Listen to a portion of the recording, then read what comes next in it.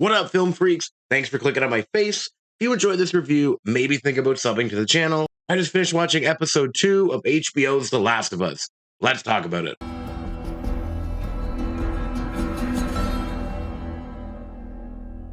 Quick spoiler-free review for those who are interested in watching the show and don't want it spoiled.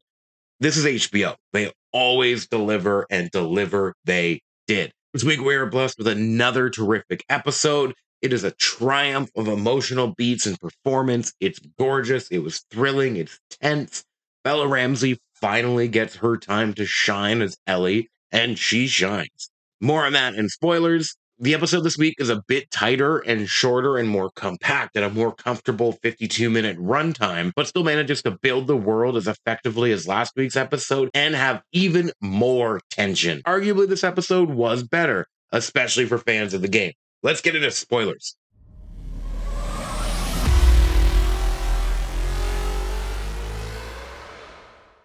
Episode 2 again opened with a surprise to me with brand new material. We're met with an Indonesian professor as she is requested to examine the corpse of some of the first infected victims.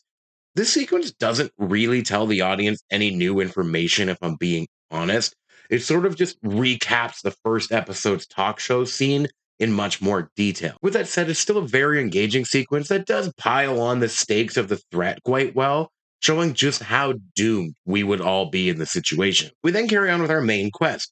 And again, being a fan of this game series, I was fucking giddy this whole episode.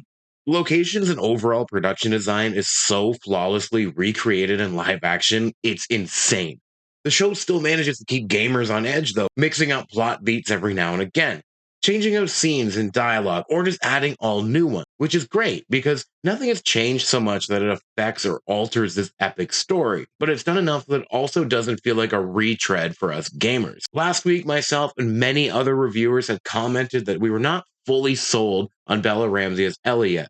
I just want to quickly add to that, though. I think the harassment that she is getting right now is fucking disgusting, and fandom culture should be ashamed of itself.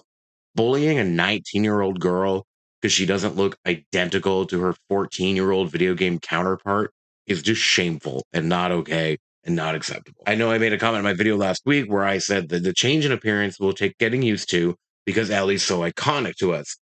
But in no way do I endorse what's happening to her right now. Not okay. Knock it off. Don't be those people.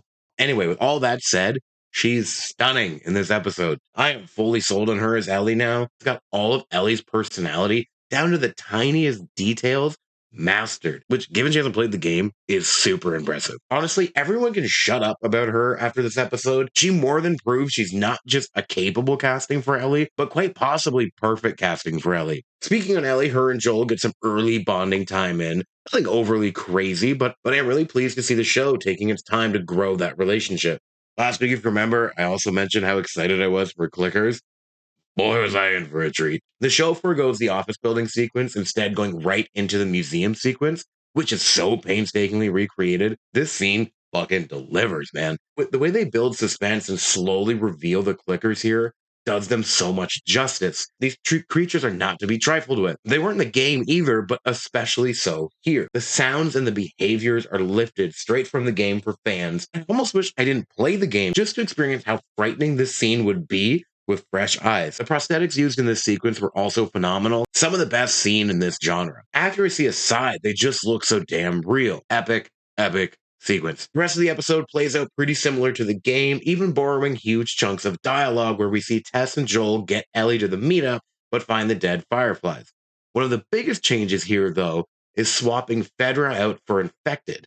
And honestly, I'm here for it. They added this feature in replace of spores, where if you step on or damage or disrupt the tiniest prick of fungus in certain areas, it shoots out a signal like a hive mind and may wake up infected miles away. That's terrifying, and it's used really effectively here for Tess's final bow. This episode also explores in a new detail that throat fungus avatar tail tentacle thing. It's so gross and uncomfortable to watch. When all said and done, the episode wraps up at a much tighter runtime while still delivering some incredible blows and emotional beats. Fans will surely be delighted with this master adaptation of the game's opening hours, and brand new audiences, I believe, are going to be transformed into fans really, really quickly. Have you guys seen the episode yet? Did you like the episode? Did you like it more than last week? Did you hate it? Do you think I'm a moronic fangirl who needs to stop talking? Let me know in the comments. Thanks for watching this video, guys. If you like this content, maybe like, subscribe, share this with a friend.